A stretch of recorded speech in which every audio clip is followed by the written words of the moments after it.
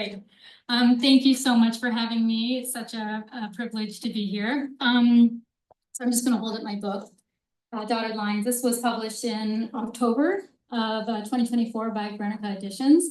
And I'll just give you a very quick summary of what it's about. So this story is about a young girl named Melanie Forsyth. She's a young girl who's abandoned by her mother when she's quite young. And so Melanie is raised by her mom's former boyfriend, a man named Dave, and that is a very special relationship and kind of the heart of the story. And it's that special relationship that guides Melanie as she grows up and faces some pretty difficult things in life, like tragedy and betrayal as she grows up. So in this scene that I'm going to read, Melanie, it's about a third of the way through the book. Melanie is 11 years old. You'll see she's a pretty bright girl.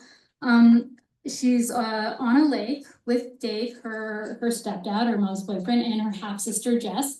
They're on a paddle boat and they get lost. And this is happening a couple of years after their mom leaves the family. And so when they're lost, they get help for this other couple and find their way back to their cabin in the woods.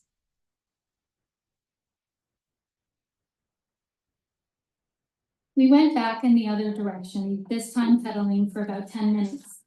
But Dave seemed only more confused. I had no idea where we were or what direction we had taken. Everything looked the same to me, no matter where we went. Jesse began to cry loudly. Dave rested the bottom of his chin between his thumb and his finger as if he was in thinking mode. I could tell he was getting worried. Dave, are we lost? He looked straight ahead, squinting. Maybe, he said. He turned around, I guess to get his bearings, but he shook his head. Let's sit and wait for someone, he said, mostly to himself. Jessie continued to cry, waving her arms and kicking the back of my seat over and over again. I want to go home, she yelled. Dave ignored her as he sat there looking straight ahead, still thinking. I wish there were other boats around, he said. We'd passed only a couple of docks, and there didn't appear to be much activity on the lake. Jessie cried for what seemed like forever as Dave and I sat there waiting for something to happen. Maybe we should try calling out for help, he said. Dave stood up, the paddle boat swaying gently, and cupped his hands to his mouth. Hello, he yelled. We're lost and we need help. This, though, made Jess cry even louder. Dave sat back down. A nearby tree rustled. Shit, he said. Jessie cried for several more minutes until she started to run out of steam. Her face was red and sticky with tears and sweat, and I could tell she was tired. I want to go home, she said. Let's try pedaling in this direction, Melville, Dave said. We might recognize something. We started pedaling again, turning a corner I wasn't sure we'd seen before. This might be it. The lake was a bit wider at this point. I didn't recognize anything, but Dave insisted that we keep on pushing. We went on for another couple of minutes until he suddenly stopped. Do you hear that? I looked at him and waited, and then I heard it. Dogs barking. Keep going, he said. The barking got louder until we saw it, a dog. Dave went into high gear, pedaling his feet like a madman who hadn't seen land in days. Despite his efforts, the boat moved slowly as it approached the T-shaped float of old wooden planks. We climbed out and were greeted by two large golden retrievers who wagged their tails as they circled our feet and sniffed our privates. Look at these guys, Dave said, patting one of them on the head. So friendly, too. They must know we're dog people. The cottage on the property was wide and low, with a barely sloped roof and a wall full of windows. I tried to see if there was anyone inside, but the light hit the windows in such a way that I could only see reflections of the lake. I think someone's home, Dave said. Let's try not to scare them. He led the way in front of Jess, the two golden retrievers and I, followed in a V shape, the five of us like a flock of geese. Dave switched to his tiptoes as he left the dock for land, slowly making his way up the arched patch of spotted grass that reached the back deck. As soon as we got there, Dave raised his right hand and motioned for us to stop. What's wrong? I asked. He didn't say anything as he continued to look ahead. I followed his gaze into one of the windows. From this angle, the light had shifted, so I could now see inside the main living room where a man and a woman were standing on opposite sides of the room. The woman was yelling, making motions with her hands and arms, though I couldn't make out what she was saying. The man would listen and start to shout back, so they'd be yelling over each other at the same time. Dave leaned over to pick up Jess and then slowly waved at the couple with his other hand. At first they didn't notice, but Dave swung his arm back and forth more rapidly. The couple both looked toward the window at the same time, startled to see three strangers observing what had been a private moment. Dave used his free hand to point over to the boat, which didn't do much to explain that we were lost. The couple came out of their cottage. The woman was tall and brunette, about the same age as Mom, and was wearing a pink floral dress and flip-flops. The man must have been at least 10 years older, though his hair didn't have any gray. I wondered if they were married. "Hi there," Dave said, a bit too enthusiastically. "Sorry to disturb you like this, but I've been in a boat with my girls for quite some time, and I'm afraid we're lost. I was wondering if you could help us out." "Oh my goodness, of course," the woman said, looking at Jess. Her voice was deeper than expected, and now that she was closer, I could see that her eyes were red and swollen from crying. She approached Jessie and Dave first, touching Jess's leg before asking, "What's your name?" Jessie tugged away, putting her head into Dave's shoulder. "I'm thirsty," she said. The woman smiled. "Very nice to meet you, Thirsty. My name's Donna. Maybe you'd like a glass of water?" "That would be great," Dave said. The woman went back into the cottage as the man walked toward us. He introduced himself as Eddie and explained that he and his wife were both teachers and liked to spend most of their summers here. Dave told him how we'd gotten lost and credited the dogs for helping us find their cottage. "Max and Gus are the best there is," Eddie said, patting one of the dogs' heads. "This is the second time they've been able to help someone on the water." "What happened?" I asked him. "Oh, they're great dogs," Eddie continued. "Best there is."